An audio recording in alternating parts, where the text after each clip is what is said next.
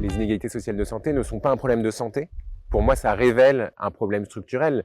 La hiérarchie des vies, le fait que certaines vies comptent plus que d'autres, ce sont des inégalités de santé qui sont déterminées par l'appartenance à un groupe social, donc par la position qu'on occupe dans la société, des écarts d'espérance de vie entre différentes catégories socio-professionnelles. Il y a quelque chose de très injuste dans le fait que notre milieu social puisse déterminer notre espérance de vie, l'espérance de vie étant un indicateur parmi d'autres. Le problème des inégalités sociales de santé serait les inégalités sociales de santé elles-mêmes.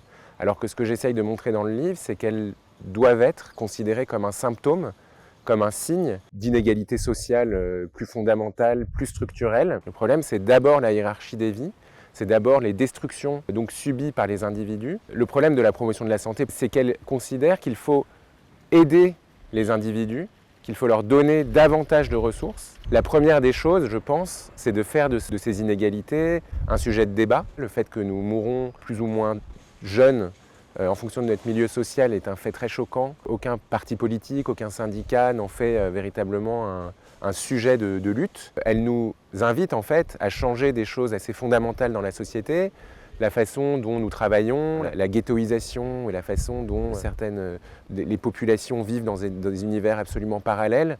Donc ça nous invite en fait à adopter sur la société un regard de transformation, enfin une volonté de transformation de la société. Et non plus de simplement viser à compenser ou à donner des outils aux individus, mais essayer vraiment de changer les structures de la société.